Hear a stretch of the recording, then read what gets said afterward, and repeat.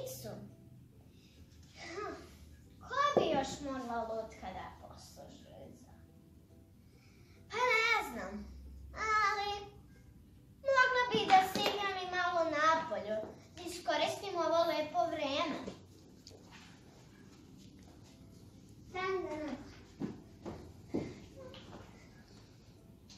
O, lutkice.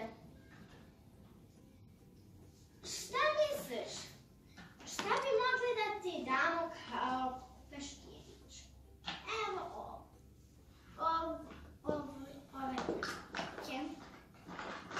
No, nema veze. Aha! Mačka koja tako lepo sa štiklicama i sa lakiranim noktima i sa frizurom koja pretura po đubretu. Idem to ja da istražim. Ćao, Maco, šta ti radiš tu u đubretu? Tako lepo i prljaš se.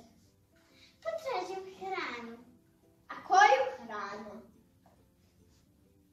Pa neku hranu da jedem. Dobro, evo, kupit ću ti, ali posle da mi kažeš odakle si ti. Pa ja sam od iz Šumice.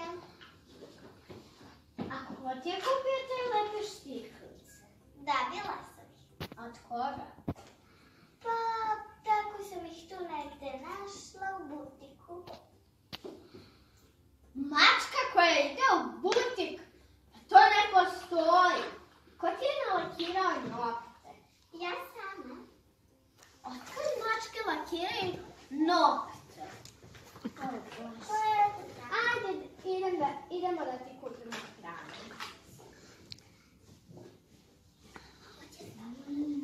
Stani! Šta se dešava? Miško vozi auto! Miško vozi auto! Pa gde to stoji? Ajde, molim nešto i kuću. Znaš?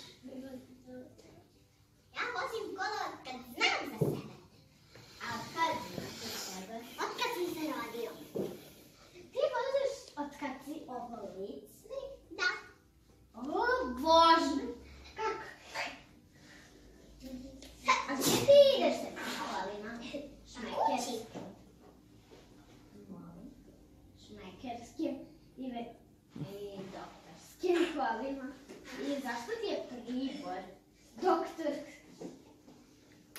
Pa znaš da je radim kao medicinska sestra. Čekaj, šta? Medicinski miš?